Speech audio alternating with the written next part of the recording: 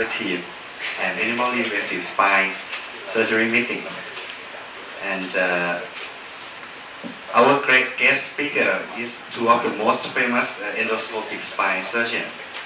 So Dr. Stefan Henninger and Satish Chandra Kaur. And for the opening of the meeting, I would like to invite Professor Vishian Lohat Sombat, the ex-president of Royal College Orthopedic Surgeon of Thailand, to give a talk and welcome to our speaker. Just a formal greeting for our guests, our head department, Professor Riva, Dr. Kaur, and Dr. Henninger. It's my pleasure and privilege to welcome our guests and our delegates to this second spinal surgery and minimal invasive surgery course. Of course, this technology is now emerging. Today, I think it's just quite a standard practice in the spine surgery, and it's quite very popular and welcomed by all patients, most patients, I must say.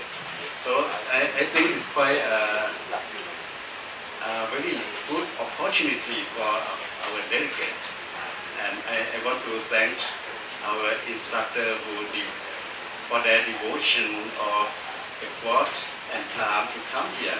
I know they are very busy, so to come here is so see you again. I think last year we see.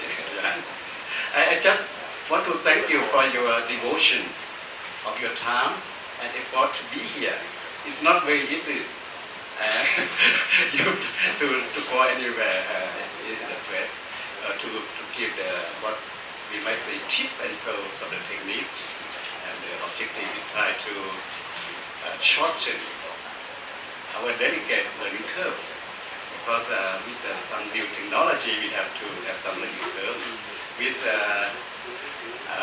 good training, the learning curve time can be shortened. That's very important, and shorten the communication as well.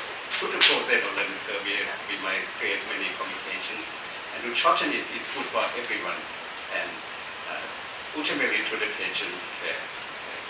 And I would like to congratulate our delegate for your opportunity to have enrolled in this curve, and I am sure you will get the tip and tools from the instructor who summarize or their rich experience to teach you, and thank the staff and hosting company to make this meeting possible. So thank you very much.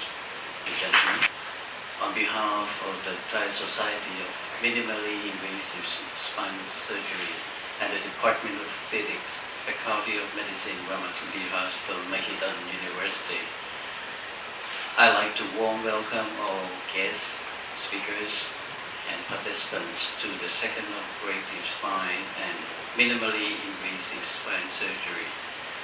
We look forward to many more opportunities, not only to enrich and ensure our professional knowledge, but also to exchange experiences and friendship. We try to focus about the sharing in education endeavors that we provide inside information. Surgeons need to perform their best to the benefit of our patients.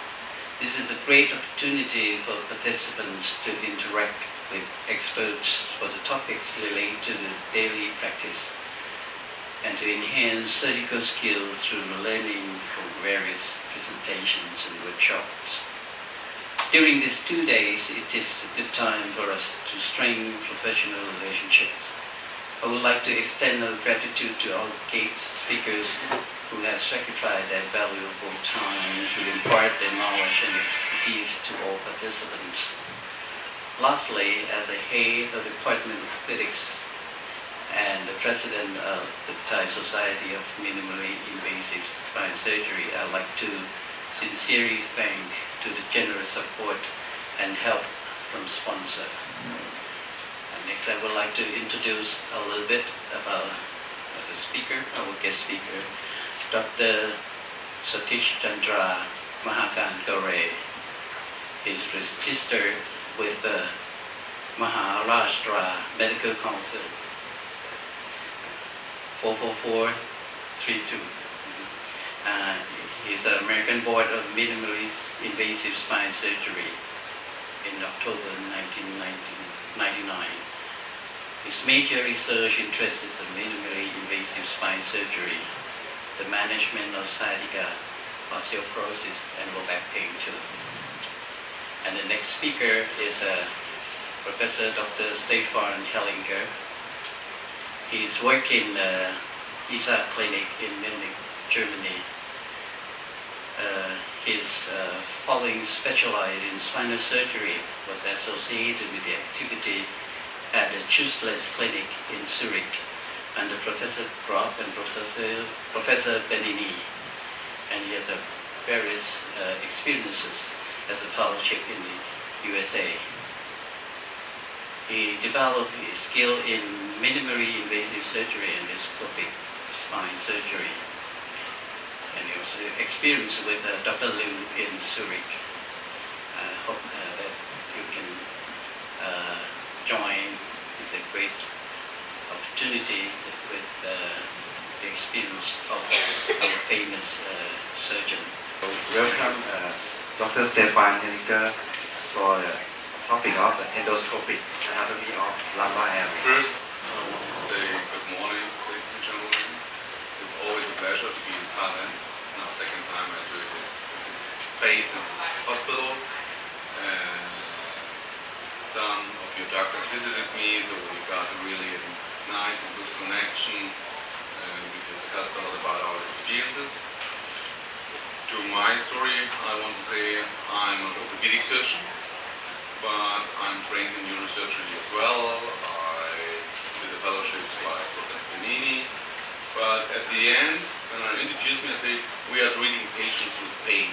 This must be our main goal. And when I got last time some Thai doctors visiting me, we discussed about the basics behind the endoscopic surgery.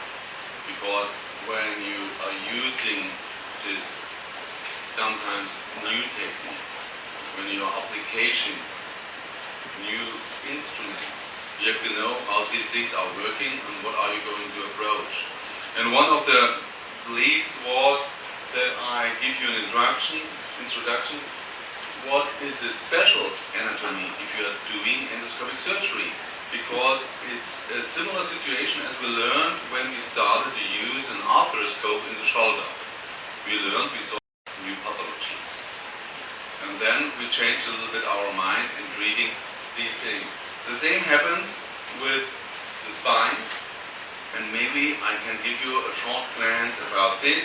On the other hand, I can give you some instruction how to handle an endoscope and how to be careful by using it. When we look in the anatomy of the spine, we can go very far back. The anatomy of the spine started by Aristophanes. It was a Greek anatomist who did a lot of research, and he studied the structure of the brain and he regarded it as a site of intelligence, and on the other hand, he described a lot of the spine. First problem we will be confronted, what is the right term of discal disease? And we can do some different classifications, and one of the classifications is the pathology. We can do a classification by normal discs, we can look at congenital or developmental differences, and when we look at the degenerative or traumatic lesions, we can discuss about annular ruptures, herniations, protrusions, extrusion. We can look intravertebral, we can describe degenerative changes like spondylosis, and we can describe the invertebral bony changes like osteochondrosis. We have inflammatory effects or descriptions, and we have neoplasms. When we try to do a definition of the disc herniations, I think we can do it by the morphology. That is what is mostly common because we are seeing it on an MRI picture or CT scan.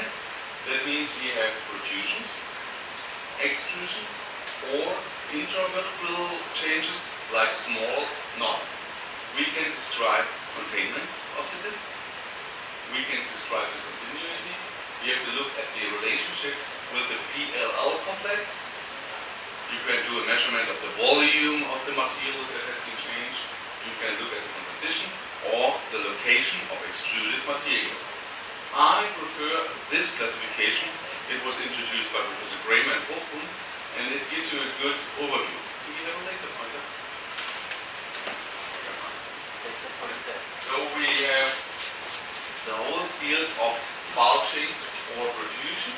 That means it's contained, it's inside of the annulus, it's very often seen, and at the end, when you have this, it's related to inflammation processes. On the other hand, you have the hernias, that means you have extruded this material that you can classify in even contained herniations under the PLL ligament.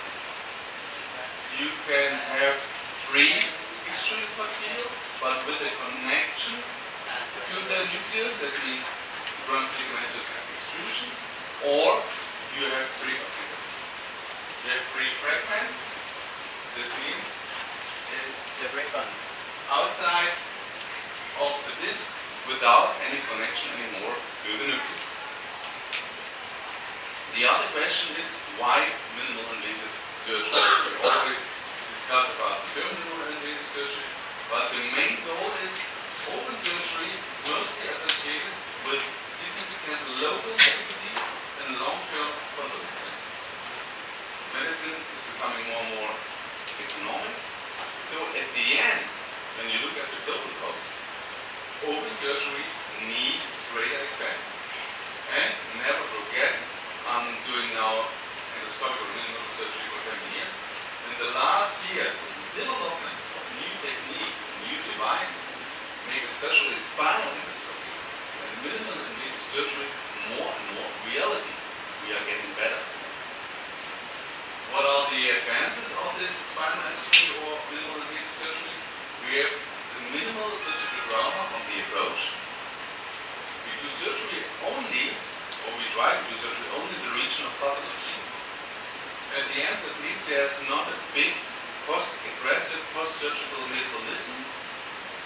You can do it, most of these cases you can do with local anesthesia, that means no great general anesthesia isn't necessary. You can include even patients with comorbidities. It can be done outpatiently, and it leads to a fast recovery of the patient. Back to the term of minimal invasive surgery, we heard about it's a hype. Everything is now minimal invasive. I personally prefer to describe what I'm doing minimal aggressive surgery. That means it helps me to avoid an open procedure by less traumatization. And this must be our goal. What are the requirements in order to perform effectively and to facilitate endoscopic spine surgery and to avoid unexpected potential complications? First, you need an exact knowledge of the procedure. You have to know what you're doing. You have to get a knowledge and understanding of the related anatomy. Very important knowledge for the proper patient selection, most important for spine at all. You have to do specific endoscopic spine trainings, you need hands-on experience.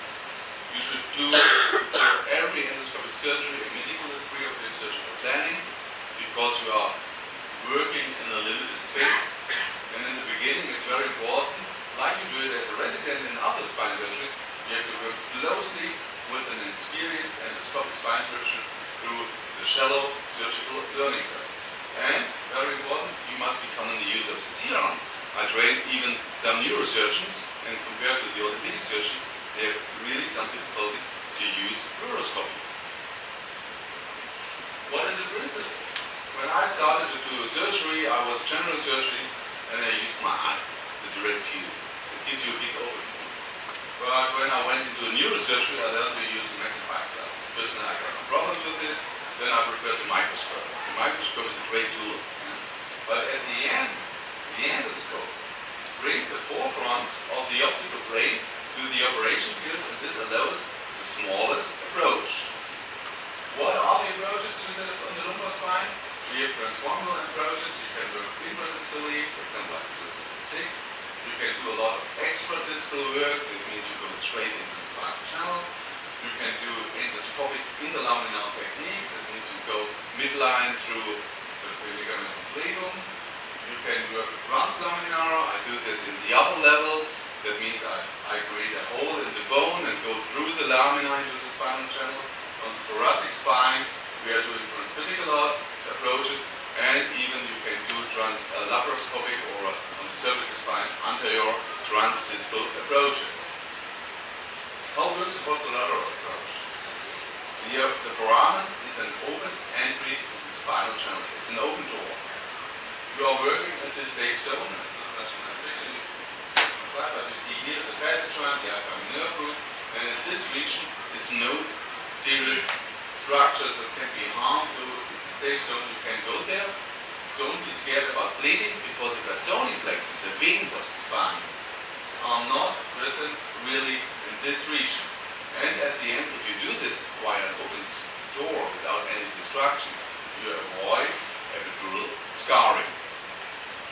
Here, one of the principles if you do this, especially from the so-called inside-out technique by Tony Young, that means you can go via the annulus under the extruded disc material. You can remove the extruded disc material like an iceberg, and you can do a decompression here. Again, for this target area, I call it sometimes like a Wills approach or like a T-lip approach. When you do this, it means you will work in this region. You can go via this foramen inside, and it's depending on the angle of your entrance, you can steer the direction you have to go to. It's a transmuscular approach. You have really less damage by this procedure on the way because you will go between the different muscles. Here's the different ways to approach the spine from dorsal with an endoscope. You have dorsal-medial, you can go medial-lateral, you have posterolateral, or what we are doing mostly now is paralateral approaches, especially in the inferior spine. Again, the principle is only a video about the principle. Maybe I can show it later. Here you see the other technique, the extra-distal technique, what I'm preferring more and more with the working channel scope. That means we do a removal of a little bit of bone. We save some neural structures by successful sleeve, and then you can do a preparation of the free extruded disc material to remove it. Sometimes it's really necessary to do a proper. Back to the anatomy. The third thing you have to look at is the morphometry of the size. First, the size of the foramen is inconstant. It's depending really on the level. Meanwhile, you have a 5+1 or a 4-5 with a real narrow foramen. You have an L1-2 or DH12-1, really wide foramen with small lamina. We know there are different investigations on the size of the measurements, but at the end, these investigations are related to normal foramens. But we are treating patients with degenerative diseases, though these foramen are always changed. And when you want to work outside, you have normally to do some removal. You open it because especially in the region of the disc, the foramen is narrowed. Here, that's a picture by Tony Young. You see how complicated at the end the anatomy of the foramen is. You see the nerves, you see ligaments. There are a lot of structures in the foramen. We are not aware of this. For example, when I started to do T-lifts, I never looked in the foramen like this. So it's important to know about the special anatomy of the foramen and what you can expect when you work with the scope in this region. The third thing you have to know about are the bony borders. Everybody's knowing about this. We know in the posterior part we have the passage joint, especially we will meet the superior articular process. You can see it like here, foraminal. There's the SAP. Here you see it's going to the reticle. Anteriorly, we have the vertebra with the disc. Very important is to know here we have the superior vertebra with the incisura of the nerve root. So you know this is a forbidden zone to work with the scope there. The best orientation is always to keep on the inferior reticle because this is the safest place in the brain. Then we have the post-vertical, we have the inferior vertical, the superior vertical. And if you look from posterior, you see again, here's a facet joint, you have the SCP, you have the disc, and your target area is the inner particular line. It's sometimes difficult to reach because we know the anatomy of the facet joints is very changeable. It's related to the location of the joint space and to the placement of the bone. Here again, you see how the anatomy is. You see the neural structures. You see here it's normally the transverse nerve root and the dura, and here you see the outcoming nerve root with the ganglia, and it's located in this incisura vertebrae. On the other hand, you have to know about the blood supply and vessels. We are starting with arteries. There are a lot of arteries in this region. You see this affected drum, mostly end arteries, but the huge arteries are going besides the nerve. So you are not going into contact. There's another artery, it's going like this on the transverse process. Sometimes you harm this when you do your approach. You have to calculate it to stop the bleeding, because that's the only bleeding that cannot stop. All the other venous bleedings will stop. Then you have to know, sometimes there are variations. One of these variations is the artery of Adamkiewicz. This artery is really going through the foramen. It can be beside the veins, and you have to know you can meet this, and this can lead to spinal vascular malformations, and this can lead to really into complications, and it's sometimes difficult to find out these things before surgery. On the other hand, we have the veins. The veins are very important. There are a lot of veins in foramen, mostly posterior.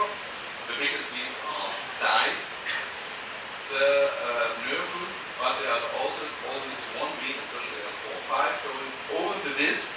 Here you have to do a proper preparation. Then the neural structure, the dorsal root ganglion, is one of the most important structures in endoscopic surgery, because we call it the brain of the spine. It's the most sensitive structure, and if you harm it, if you squeeze it by moving too aggressively in the brain, it can cause disease and neuropathic pain, but it's very bottom for the patient. Then we have the peripheral membrane. There's existing only one paper about it. But by using the endoscope, we are seeing more and more these structures. And these membranes are adherent to the nerves. It's a fibromuscular membrane. It can be changed by inflammation, and it's not generally rare. You see it here in the brain, how we use a laser to remove it, and you see how it's placed, how it's connected to the neural structures. And when you look at this picture from an interlaminar endoscopy, you see here the epithelial membrane, and at the end you can see on this picture too, you can see it again, how less aggressive we are working. You see here the slide through this material, and we make only a slight hole, small hole in this membrane to remove this piece of disc, and so it kept on as a structure. On the other hand, you see this is an epithelial membrane normally looking very clear, but you can meet membranes like this with a lot of inflammation. We don't know exactly how it works, but every endoscopic surgeon can describe you this inflamed epithelial membranes. And here you see it, and how you can remove this epithelial inflamed membrane. On the other hand, there are a lot of ligaments. We are hearing a lot about Hoffman ligaments. You see it here nicely, how they are fixing the neural structure, so you cannot move it really easy. And there are lateral root sleeve ligaments fixing the nerves, and we have a huge posterior longitudinal ligament, and we have a lot of variability of foraminal ligaments. Here you see again the Hoffman ligament, you see the posterior ligament, how all the structures are fixated in the spinal channel. So here you see the foraminal ligaments. There's a nice paper from Turkey about, we call it Y ligaments, and you see there are a lot of departments by these ligaments. Mostly you have to cut these ligaments off to work properly in the region of foramen. Here you see again, you see here it's a compartment for the nerve. Here it's a compartment for the distal space with the grapples, and there's a special compartment for the xenovertebral or manual nerve. So the whole foramen is separated by ligament. On the other hand, I'm always astonished how far lateral the yellow ligament is going. That means when you do a little bit of bone decompression, you will need the lateral yellow ligament, and it's important, especially in lateral recessive stenosis, to do a removal of this ligament. And this is not easy because this is demanding very special sharp instruments to cut this ligament off. Here again, a view from inside the spinal channel in the foramen, and you see again this Y ligament structure with the different compartments, what we have to take off. On the other hand, oh, this is working, that's nice. That's a view from in Mexico. The innervation, it's very important to know how the innervation is going. You see here the posterior nerve root, you see here the meningeal nerves, it's located in the foramen, and you see here the xenovertebral nerve is innervating the posterior ligament, and at the same time it's innervating the dural structures, the epidural structures on the nerve and the dura. And though I learned by my Professor Lee that most of the pain is not coming from the nerves themselves. It's an irritation of the vertebral structures leading into the xenovertebral nerve. Because if you have a pain by the nerve root, it's from the quality, mostly neuropathic pain. If you have a pain by the xenovertebral nerve, it's nociceptive pain. And though a pure radicular pain is very, very rare. Here again, the relations between the anatomical structures of the nerve. There's a strong relation between the anterior facet in the nerve root, the foramen, as well as the structures of the xenovertebral nerve. And you can see here how this nerve is related to the same or foraminal zone. It's just described by Camping, that's why we are calling it Camping's drag. And this is our triangular working zone. Again, research about this working zone is really changing. It's depending on the level. But you see here, we have the nerve, you see the ganglion, and here you see the pedicle. And this is a distal region where you can work very safe and very proper. Again, an endoscopic picture about this. You see here the archon nerve. Here is located in the pedicle, the facet joint, the pedicle, and here you can work without any weight damage. But be aware, sometimes you need some anomalies of the nerve root in the foramen. For example, if you see here this picture, the nerve root is located inferior to the disc. That means when you try to do an endoscopic procedure, you will go directly to the nerve root. This means when you have to work here, you have to do a proper preparation of the foramen to remove the nerve from superior, then you can go to the disc. Otherwise you will damage the nerve. Another anomaly are special discs of the nerves, like Swan's discs. Here you can never do any kind of endoscopic surgery because this will lead you into severe problems. Again, the same zone, we talked about this. You see here are really a lot of measurements about this. I told the differences. You have to know what you are doing in which level.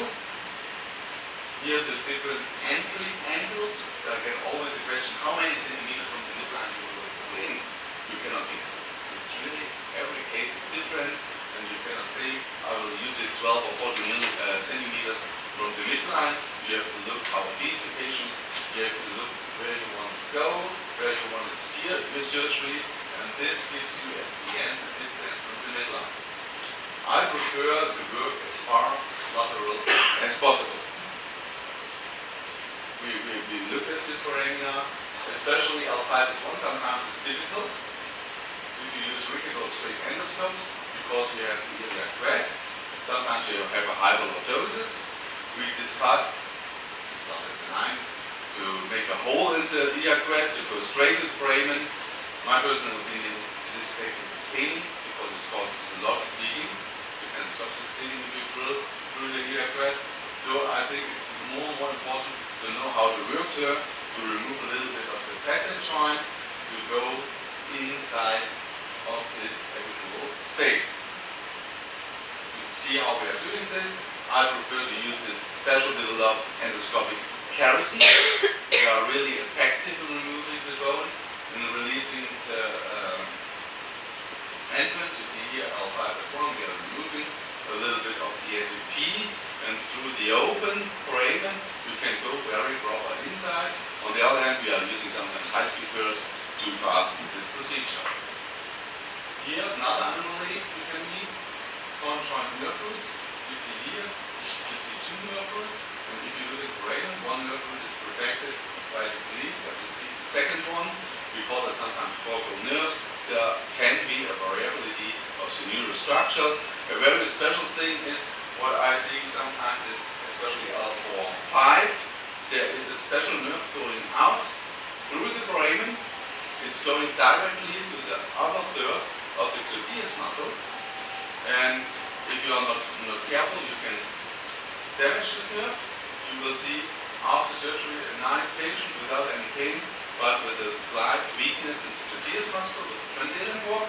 You see the same situation with the gluteus in this region, but because it's only innervating 1/3 of the gluteus muscle, after a while it will be compensated by the other 2/3. Limits. Foramen approach, even when you remove bone, doesn't allow you to reach everything. And though I think even by widening of the foramen, this technique cannot reach every part of the disc, and not every disc here is an iceberg. You cannot say, I catch everything from inside. So you have to be aware, sometimes you can lose some pieces inside the spinal channel.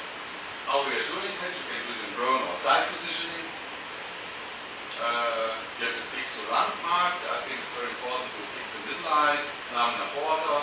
You have to look where the disc level and the iliac crest. You see like we are doing it, we are looking midline, vertical lines, we are checking the disc level, here's the iliac crest, it's good orientation, and then you make a side view to get the best entrance point. Here again the discussion about the distance. It's variable, it's related to the weight of the patient, and though you cannot fix it exactly. Yeah. Then I think you have to go to the facet joint first. Tony Young is always saying bone is your friend, because if you have contact with the bone, you will be on the safe place, and then you can go over the transverse process to the intervertebral space. You see the needle placement, it's very important to know how to do needle placement. You have to go straight to the intervertebral space. L5S1 is a little bit more difficult because you cannot straight, but I told you if you go really with a strong needle to the facet joint and under the facet joint, it's easy to go in, sometimes you remove some bone. Then you can go even there in contact when you do your needle placement. You can get a wrong needle placement. It can happen that you have an interlaminar transferal placement. If you have a side view, this looks perfect, but if you do an AP, you will be astonished. So be aware that this can happen to you. What are the pitfalls if you don't consider really the anatomy of the spine for endoscopic surgery? The bunch, not the wrong segment. It's the most common failures. It's much more than a surgeon is telling you. It's in open surgery as well as in endoscopic surgery, the wrong level. Okay, we are doing discrepant, so we have an additional control of the level. Yeah? It can be caused by false count or variation of the vertebrae. Yeah? And never believe what the radiologist is telling you. You have to do really your own count for the level. Then sometimes, especially in older patients, you have degenerative changes like scoliosis or torsion, so it's more difficult to go inside, especially on the side you are preferring. If you have not a fixed side, it's best to go on the convex side. Then the iliac crest, you mentioned it. There are two problems. One, the direction will be steered by the iliac crest. On the other hand, you get sometimes in conflict with the superior articular process. It's steering your needle. If you're using strong needles, it's much more easy because the needle will not be pushed away.